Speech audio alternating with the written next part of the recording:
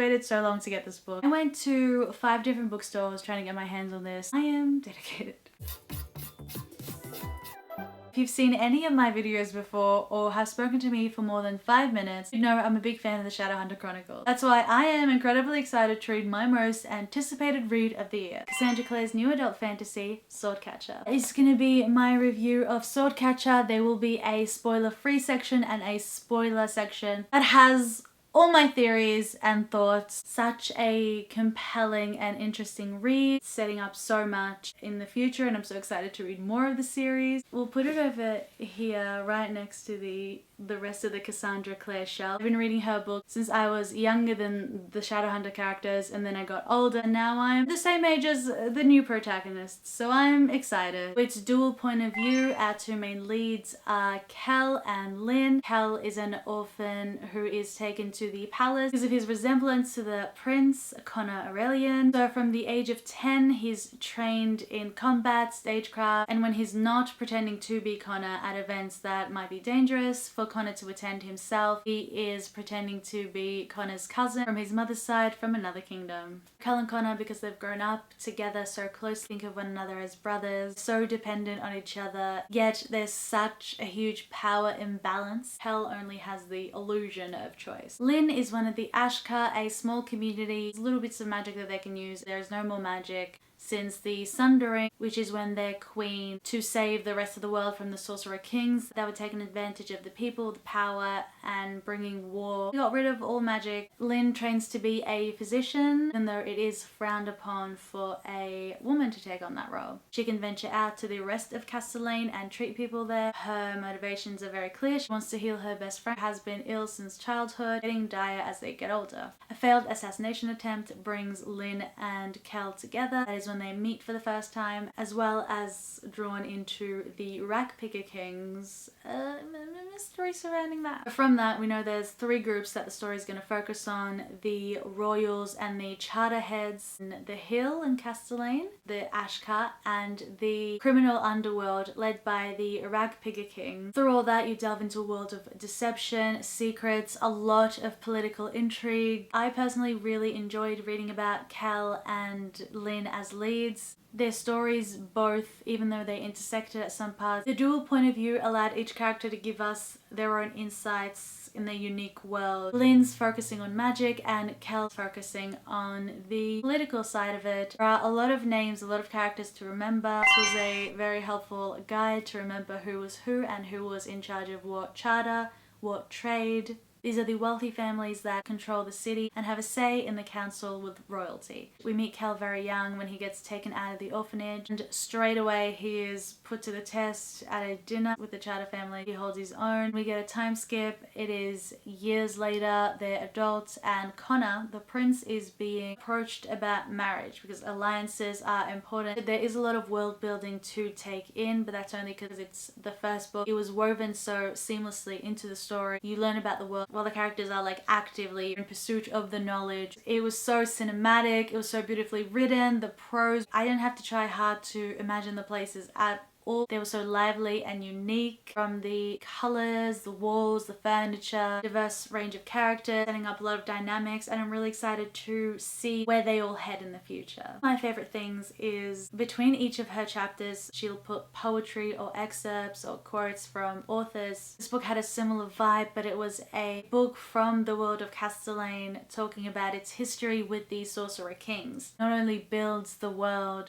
by giving it lore, by giving it history, but it also immerses the reader. Perfect book for rereading because you know you're going to pick up things that you missed or foreshadowing things that you missed in your first reading of it. Because a convention of YA is commonly a happy ending. This book being under adult fantasy makes it a really thrilling read. Right, this section now is going to be full of spoilers, so beware if you haven't read this one. Skip ahead to the ending. The rest of the video is dark and full of spoilers. Because the first book is called Swordcatcher and we follow Kel and Lyn, and the second book is called The Rackpicker King, I think 2 more POVs are going to be added. Shadowhunter fans know that's often the saddest book in a series. It's the second one. I'm not sure how many books there will be in the series as of now. There wasn't as much romance as maybe I initially expected. She set up so many different threads, so many different paths each character could take. I was still shipping Kel and Lynn. I think they would make a really interesting pairing. You already know they're gonna get along as friends. Their chemistry is there from their market visit. Not only do they understand each other because they've gone through very similar life experiences and they're very similarly motivated. We've also established that they're each other's types. Connor just didn't really grow on me as a character because there's still so much to explore with his character, so much under the surface. You never really know when he's telling the truth. All these characters, especially the royalty and charter families, are so used to pretending and putting on a facade that you can't really tell. Even the people closest to them can't really tell. Something that got me really excited to read, especially in a fantasy setting, is Prophecy. Now we know Kel's prophecy is dire to say the least. That he would be the one to hurt Connor is of course going to come true. Going from the Shadowhunter series, it's going to come to fruition in the most devastating, heart-wrenching way. Lynn's cliffhanger, at this point she thinks she's lying to everyone, but I don't know, I think there could be more under the surface to that too. I believe it's true just going on from that evidence. The stone and her dreams. 100 pages out, like other people thought something was going to happen to Connor or Connor was going to reveal something. Happened completely, took me by surprise, especially with King Marcus's hidden ability. We don't know much about him. I've seen some theories online that said he's not the original King Marcus, he's his sword catcher, and that the magic has had an adverse effect. I think he is King Marcus, but there is definitely a lot more going on. There's a lot more to the backstory. Now, hear me out. This is probably going to be my most controversial theory. I think Antonetta is Prosper Beck. There's a lot of evidence, alright? I've really thought about this. Beck that was in front of Kel was merely an actor. Kel's task from Prosper Beck involved getting her necklace. The locket was a huge test of his loyalties. Not only that,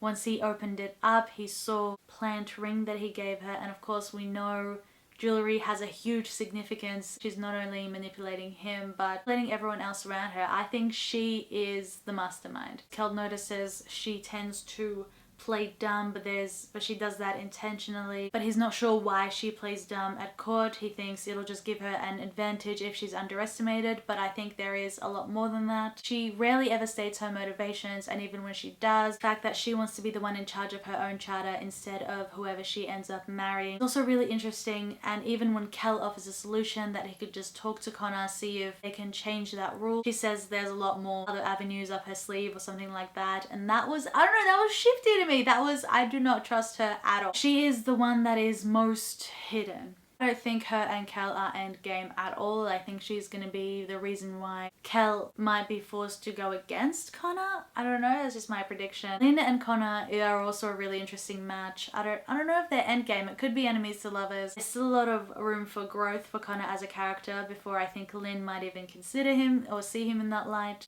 Also, another thing that I noticed is when Lynn does her dance, the little foreshadowing, and the host of the party says the queen will do the dance, and she steps in to save the situation and dance herself, take on that role. I think it was very intentional for Kel not to be in that room. It's going to be a bigger moment where that relationship between Kel and Lynn shifts. So the dancing scene really stood out as one of my favorite scenes in the book. There was so much tension. History might repeat itself maybe, and Kel, like Marcus, might end up being the prince. I don't think that's the end for Vienne as well. I think she has so much more to her as a character that will be explored. Again, I just finished the book, so if I think about it more, I might change my opinion. Overall, it's a 5-star read. I cannot wait to read more of this series whenever they come out. I'm so jealous of the people that got this book months earlier. Please like and subscribe so I can get books early too. If, like me, you're a fan of the Shadowhunter Chronicles and you've grown up wanting to read more adult fantasy, this is perfect. Or if you want to read an adult fantasy book by a very skilled writer, I also recommend it. To quote our boy George R.R. Martin, it has everything I look for in a fantasy. Comment if you've read it, you're planning to read it, and what you think of it, what you think of my predictions. Let's see if we're on the same page. Give me your predictions in the comments below. I'd love to read them. And as always, see you on the flip page. This is my Roman Empire.